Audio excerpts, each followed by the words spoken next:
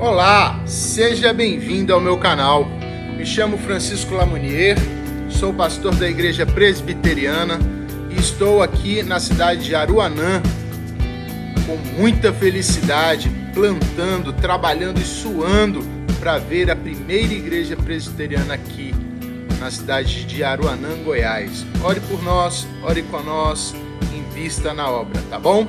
Bem, toda quarta-feira é dia de reflita, um dia que retiramos para refletir a mensagem de Deus. E estamos com uma série muito boa, é a série do Sermão do Monte. E hoje o tema é um tema muito legal. E hoje o tema é a alegria em ser pobre de espírito. A alegria em ser pobre de espírito. Acompanhe então a nossa meditação. Vamos para Apocalipse 19:9. Está escrito: Então me falou o anjo, escreve: bem-aventurados aqueles que são chamados às ceias das bodas do Cordeiro. E acrescentou: são estas as verdadeiras palavras de Deus. Bem, quem são essas pessoas que sentarão à mesa das bodas do Cordeiro? Quem são essas pessoas que, segundo o texto, serão convidadas para essa festa? O texto está dizendo, são os bem-aventurados. Isso é muito importante. Isso é muito importante mesmo. E nós temos perdido isso de vista. Há uma identidade única do cristão. O cristão tem um jeito de ser, ele é bem-aventurado. Por isso, o cristão tem um jeito até de falar.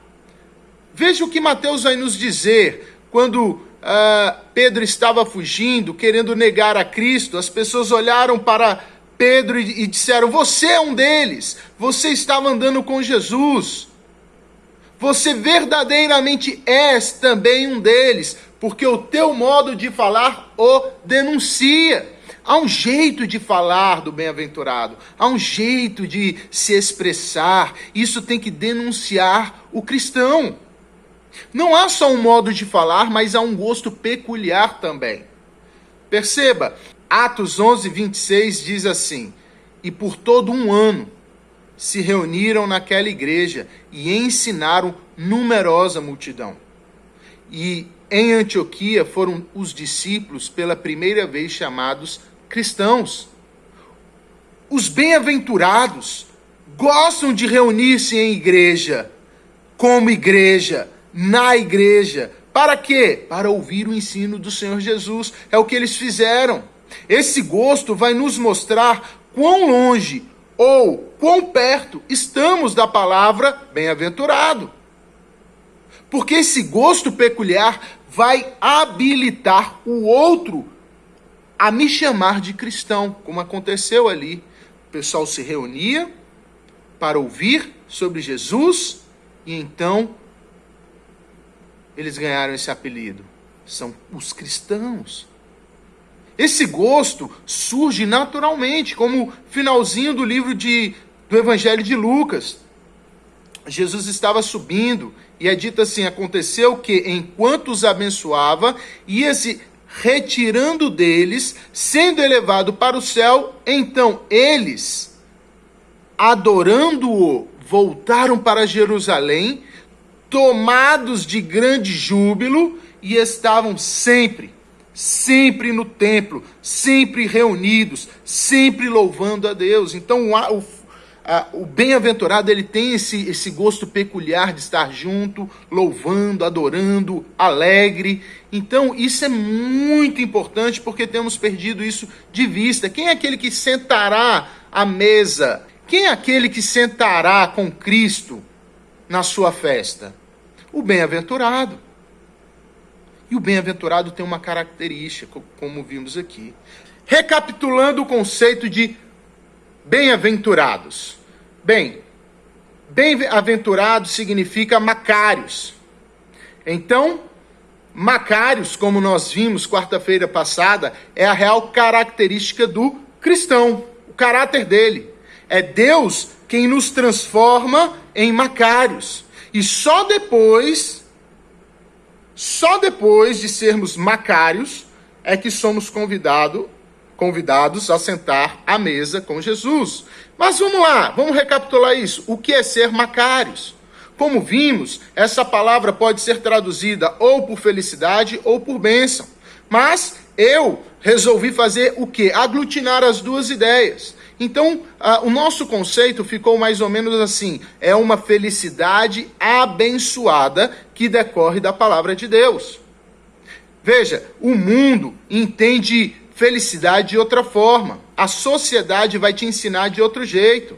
Bem, a felicidade para a sociedade é uma felicidade que não existe sofrimento. É uma felicidade corrompida. É uma felicidade que eles querem viver sem dor. Por quê? Porque a sociedade se afastou de Deus. E por isso, então, eles desenvolveram uma ideia de felicidade contrária à palavra de Deus. Essa ideia se chama eudaimonia, como vimos. Então, a sociedade vai lhe dizer: viva sem esperança, porque as suas expectativas, quando elas não são conquistadas, lhe frustrarão. O problema são os teus sonhos. Esqueça-os. Viva sem sonhos. Se você não tiver sonhos, então você vai ser uma pessoa feliz.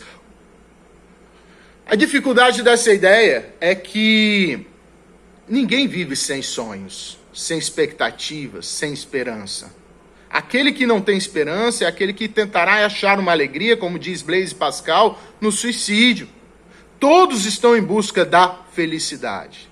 Uma outra ideia vai lhe dizer o seguinte: prolongue o prazer, destrua todos os deveres, as regras, as leis, mas prolongue o prazer, viva o prazer como se não houvesse amanhã, carpe diem, viva o hoje, esqueça aquilo que te faz mal, mesmo que destrua o teu casamento, os teus filhos, o teu emprego, mas prolongue o prazer.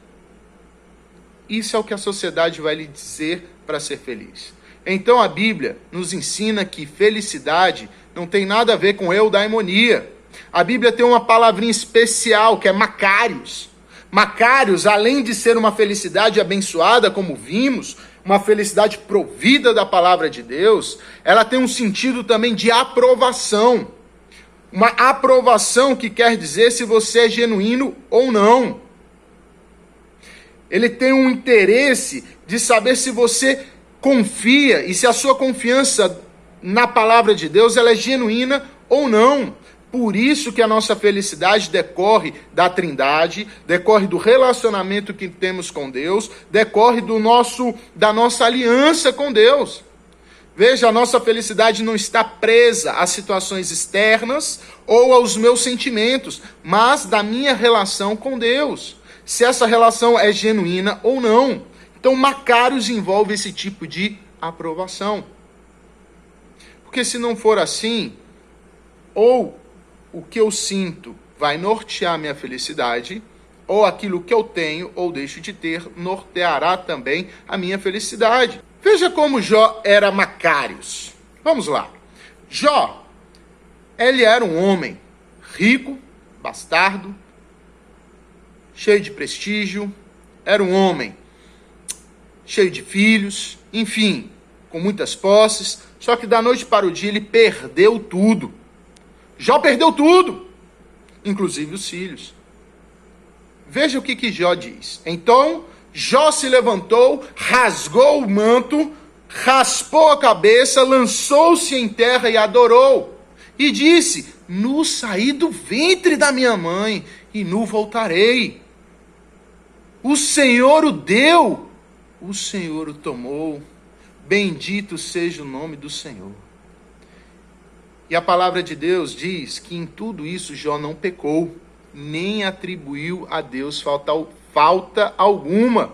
É interessante perceber que a relação de vida, de felicidade, de satisfação, de gozo, não estavam nas coisas, mas Jó adorou a Deus, estava em Deus. E o interessante disso tudo é perceber que Deus é quem chama a atenção de Satanás para o seu servo. Antes de Jó perder todas as coisas, antes disso tudo acontecer, nos é dito assim: perguntou ainda o Senhor a Satanás: observaste o meu servo Jó? Porque ninguém há na terra semelhante a ele, homem íntegro e reto, temente a Deus e que se desvia do mal. Deus dá testemunho, é o próprio Deus que testemunha sobre Jó. Deus pergunta a Satanás: você viu o meu servo Jó, que ele é íntegro? Ou seja, que ele é uma pessoa inteira, ela é uma pessoa dividida em agradar a si, as coisas dos outros. É uma pessoa inteira. Ele é uma pessoa íntegra, é uma pessoa reta, é uma pessoa que desvia do mal. E aí, Satanás lança a eudaimonia, essa ideia de eudaimonia. Então ele responde a Deus: porventura, Jó debalde teme a Deus? Acaso não o cercaste e concebe a ele, a sua casa e tudo quanto tem? A obra de suas mãos abençoaste, e os seus bens se multiplicaram na terra. Estende, porém, a mão e toca-lhe em tudo quanto tem, e verás se não blasfema contra ti na tua face. Então, disse o Senhor a Satanás: eis que tudo quanto ele tem está em teu poder, somente contra ele não estendas a mão.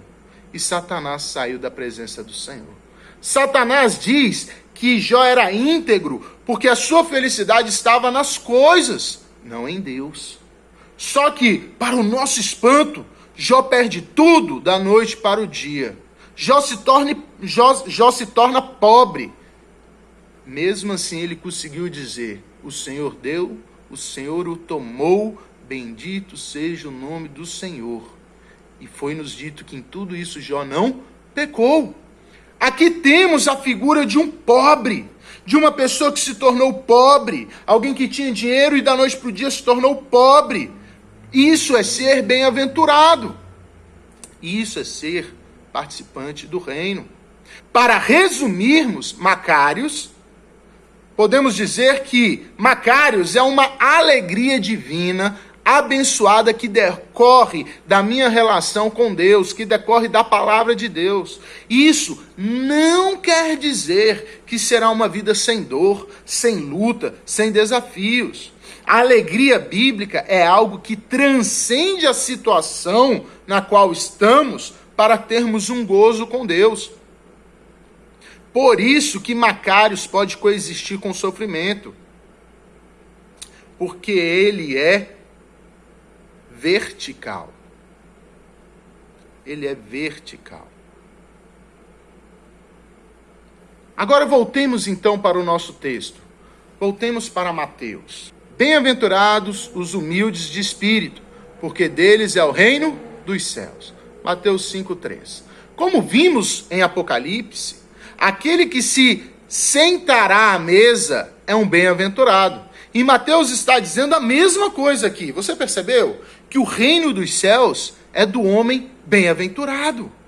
Agora vamos colorir um pouco mais a ideia de ser bem-aventurado. Mateus aqui está dizendo que o bem-aventurado é um homem humilde de espíritos. Bem, algumas versões vão traduzir humilde de espíritos por pobres de espíritos. O que seria ser pobre de espírito? Visto que o reino dos céus pertence aos pobres de espírito, então, pobres de espírito parece algo de extrema importância, não é verdade? Será que há algum sentido teológico nessas palavras, ou é só ficar pobre? Será que Jesus estava querendo dizer que ser pobre de espírito é perder as coisas, é simplesmente perder e vender os seus bens? Bem, uma olhadinha rápida no grego, a palavra ptokos, traduzida por humilde, significa pobre, carente, completamente desprovido de bens, alguém que é necessitado. Será que é somente ser isso, de uma forma bruta, que é ser pobre de espírito? Bem, eu lembro de uma situação bem intrigante no ministério que eu fiz parte, que é o Ministério Resgate da Igreja Mãe, que é a Igreja Presbiteriana Nacional. É um ministério que tinha o objetivo, e ainda tem o objetivo, de evangelizar os moradores de rua. Enquanto estamos evangelizando o morador de rua, entregamos um prato de sopa, conversamos, oramos com aquele cidadão, e é um ministério muito abençoado. E veja, houve uma vez que, conversando com um morador de rua, eu fiquei muito espantado. Ele havia dito que não existia vida melhor do que aquela. Ele não tinha nada e nem local para dormir, mas tinha toda a cidade para ele. Não havia regras para seguir. Era só viver. Por isso, ele não trocava aquela vida por outra. Ele amava ser morador de rua. Ele mesmo disse: eu escolhi viver assim, eu saí de casa. Eu sou feliz e realizado assim. Veja, será que ser pobre de espírito é isso? É o simples ato de renegar o luxo, viver na miséria? Será que isso te fará sentar à mesa com o cordeiro? Veja, eu quero trazer aqui o nosso pastor queridíssimo Hernandes Dias Lopes. Ele vai dizer algo muito interessante para nos ajudar. Ele diz assim: trata-se do mendigo que nada tem para exigir ou reivindicar. Feliz é o homem que se aproxima de Deus, consciente de sua total falência espiritual, e dessa maneira se agarra à graça de Deus.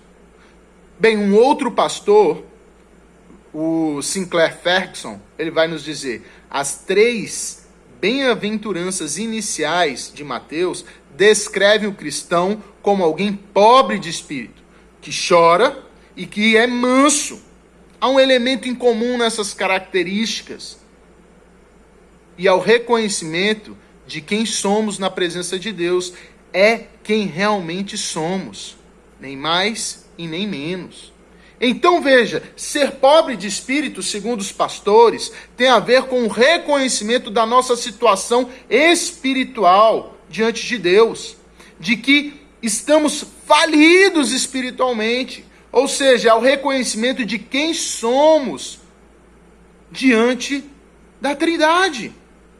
Bem, Sinclair, ele continua, ele vai dizer assim: a pobreza de espírito não se trata de condição financeira ou depressiva, embora muitos acreditem nisso, ainda que não seja verdade.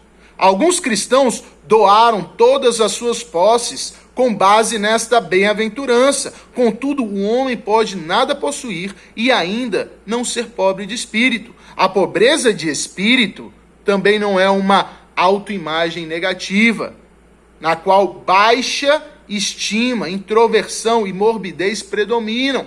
Novamente, um homem pode estar marcado com todas essas características e, contudo, nada entender sobre o que Jesus quis dizer. Segundo, então, o pastor Sinclair, ser pobre não é uma questão de perda material ou meramente uma situação, uma condição externa.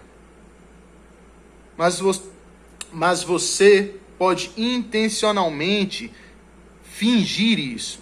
Segundo Sinclair, ser pobre não é uma questão de perda material ou meramente uma questão externa, onde você pode intencionalmente falsificar uma emoção, falsificar uma situação, promovendo uma falsa humildade, mas é algo interno e verdadeiro. Um outro pastor, Carson, ele vai nos ajudar dizendo o seguinte: a pobreza de espírito é o reconhecimento pessoal da falência espiritual. É a confissão consciente da própria indignidade diante de Deus. Portanto, é a mais profunda forma de arrependimento. Ela é exemplificada pelo publicano, que reconhece sua culpa no canto ali do templo. Ó Deus, tem misericórdia de mim, um pecador. Veja, ser pobre de espírito tem a ver então com arrependimento. É você entender a sua situação. A sua vida é meramente vaidade, rével, pó, poeira, fumaça. Você chegou aqui e seus dias já estão contados. Você está em algum lugar que não foi você que criou.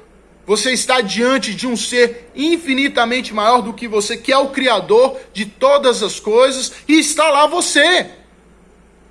Então você, diante desse Deus, você nada tem, até porque você foi colocado no jardim chamado planeta Terra, que nem é seu e é de Deus. Então, ser pobre de espírito envolve arrependimento. É aquele que dirá como salmista: eu sou pobre e necessitado, porém o Senhor cuida de mim. Tu és o meu amparo e o meu libertador. Não te detenhas, ó meu Deus. Vejam, isso os aflitos se alegrem. Vejam isso os aflitos e se alegrem. Quanto a vós outros que buscais a Deus, que o vosso coração reaviva. Ouça esse versículo e diga assim também: porque o Senhor responde aos necessitados e não despreza os seus prisioneiros. Nada temos. Os aflitos e necessitados buscam água e não azar. E a sua língua se seca de sede. Mas eu, o Senhor, os ouvirei. Eu, o Deus de Israel, não os desamparei. Não há nem saliva para gritar, para chamar a atenção de Deus. E mesmo assim Deus, em amor, se inclina. Isso é ser pobre de espírito. Jesus está falando sobre aqueles que têm uma consciência aguda da sua necessidade espiritual. Mas mais ainda que isso, eles são aqueles que exercitam. Guarde essa palavra. São pessoas que exercitam a sua dependência consciente, sabendo da sua real situação, da sua real condição. E então eles confiam em Deus para satisfazer as suas necessidades. Essa é a pessoa que pertence ao reino dos céus. Essa é a pessoa que sentará à mesa com Jesus. Veja, visto que o reino dos céus pertence então aos pobres de espírito, e visto que os pobres em espírito são aqueles que reconhecem que nada têm, nada são capazes de comprar, nada consegue barganhar com Deus. Ser pobre de espírito, então, exclui a ideia da salvação por obras. Você vai dizer a Deus: eu não posso, não tenho condições. Por isso que a doutrina da justificação pela fé ela é importantíssima para nós. Porque somos pobres e estamos condenados. Nada podemos fazer, senão Deus assumindo o nosso lugar. E Ele o fez. Os pobres em espírito são aqueles que conhecem e admitem a sua depravação, chamando a Deus por misericórdia, sabendo que em si mesmos nada há por esperança, não conseguem conquistar nada e muito menos a aprovação divina. A sua confiança está somente em Deus e não em si mesmos. Irmãos, aqui é um ataque direto para nós cristãos, que estamos embriagados com o nosso ego, com a nossa própria força, com a nossa própria justiça, com o nosso próprio padrão. Veja, lembre-se, o Sermão do Monte, Jesus estava falando para os judeus, sobre assuntos íntimos dos judeus. Havia naquele bolo ali que seguia Cristo, pessoas que ouviram falar do Messias, mas não criam no próprio Senhor Jesus. Na igreja a mesma coisa. Na igreja existem pessoas que têm confiança na sua própria piedade. Inventam uma piedade estranha, que não é nem bíblica. Eles inventam uma própria bondade e confiam no seu ministério. Eles conseguem maquiar a sua santidade. Veja, eu sei, é por pouco tempo, mas conseguem fazer isso usando essas coisas. São pessoas que ficam até ofendidas se chamadas de depravadas. Isso faz com que essas pessoas que estão cheias de si, mas vazias de Cristo, acreditarem que o Senhor Jesus ainda esteja com elas. Irmãos, recupere a esperança. Assuma sua condição com esperança. Veja, Jesus continua salvando, meus irmãos, e mostrando a verdadeira situação do homem, a sua, a minha. Ele salva traficante, ele salva bandido, ele salva prostituta, ele salva bandido, ele salva político corrupto, ele salva, assim, filho, salva trabalhador honesto, ele salva. Ele salva. Mas que tipo de pecadores Jesus salva? Jesus não salva pecadores que insistem em permanecer com o seu pecado, que insistem em não se arrepender, em continuar como prostituta, como ladrão. Ele não vai salvar essas pessoas. Cristo salva somente aqueles que, pela graça soberana de Deus, reconhecem a sua pecaminosidade e resolvem parar de ser como eram. Estão constrangidos com a presença do Senhor que agora habita neles. Eles entenderam, somos pecadores. Ele não salva o político corrupto que pensa que é moralmente correto desviar ali um dinheirinho. Como também não salva a prostituta que acha que é vítima e por isso merece o céu, pela condição que ela teve aqui. Em vez disso, ele salva apenas aqueles que são pobres de espíritos, aqueles que se arrependem e se vestem de Cristo, aqueles que reconhecem que nada têm e só imploram por misericórdia. Torne-se um pobre de espírito, um Macários pobre de espírito. Veja, para entrar no céu você precisa ver a santidade de Cristo e dizer como Isaías, que apesar de profeta, ele entendeu que a sua boca, que era um instrumento que ele tinha para pregar a palavra santa, a sua boca estava contaminada com pecado. Só de ver a presença santa de Deus. Ele entendeu que não podia pronunciar o nome santo. Jesus em Lucas vai nos mostrar isso acontecendo de forma maravilhosa. A festa, os bem-aventurados. Há uma festa acontecendo, onde algumas pessoas haviam sido convidadas. E então, o dono da festa manda o seu servo ir lá chamar as pessoas, porque a festa já estava pronta. Então, o primeiro convidado responde ao servo, que é a figura de Jesus: olha, eu não poderei ir, porque vou ver um campo que eu acabei de comprar. Ele estava interessado em ver outras coisas. E então o servo vai no segundo convidado. O segundo convidado diz: não poderei ir porque estarei fazendo outras coisas. Acabei de comprar 5 juntas de boi. Vou testá-los, vou fazer outra coisa. Então esse grupo preferiu fazer outra coisa, a não ser estar com Jesus. E ele vai para um terceiro, que disse: eu vou desfrutar do meu casamento. Então o servo volta: pai, ninguém que havia confirmado poderá voltar, poderá participar, a festa está pronta. E aí? Então pai, vá. Então o pai disse: vá e convide coxos, cegos, pobres, aleijados, convide essa turma, convide a todos eles, ok? Convide a todos eles. Aliás, como diz lá no verso 23, sai pelos caminhos e atalhos e obriga a todos a entrar, para que fique cheia a minha casa. Não só vá, mas obriga a todos. Olha que interessante. Enquanto o primeiro diz que iria ver outra coisa, Jesus convida aqueles que são cegos, aqueles que não podem barganhar com Cristo. Eles não podem ver nada senão a Jesus.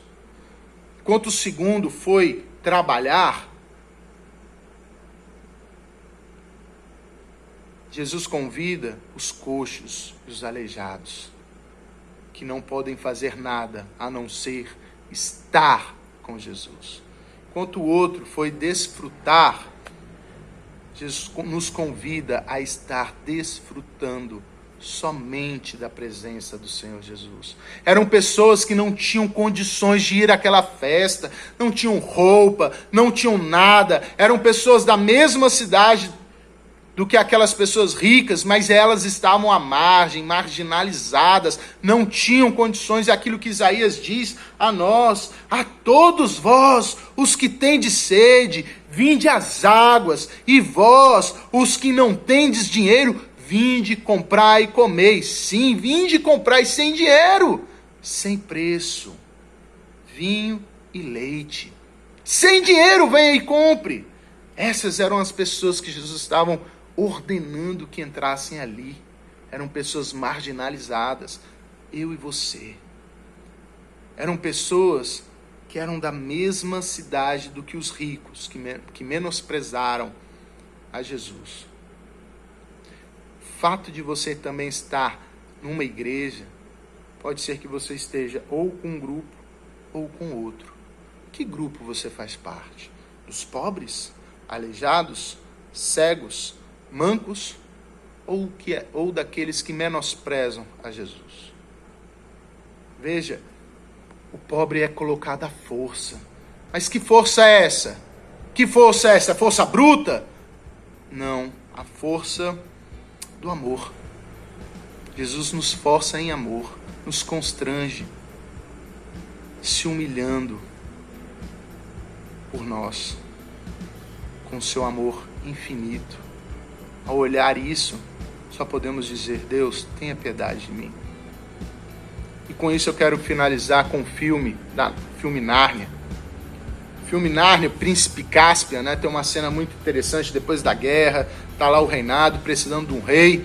E Aslan, que é a figura de Jesus, né? Então, Aslan pergunta: você está pronto para reinar, Caspian?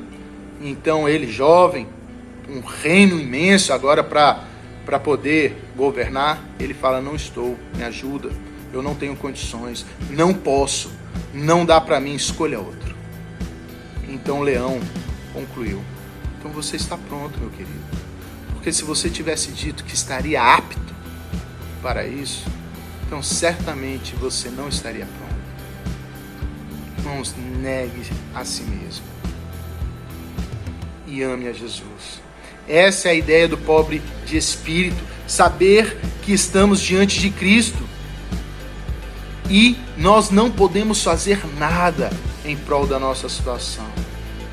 E estar diante de Cristo e assumir a nossa condição é graça. É a graça dele manifestada em nós. Seja como pobre, como o pobre rico, como Caspian, né? O Caspian era rico, mas ele era pobre, porque ele assumiu a sua incapacidade. Assumamos quem somos, então Cristo reinará em nós. Lembre-se, bem-aventurado os humildes de espírito, e deles é o reino dos céus. Deus abençoe, espero a próxima reflexão.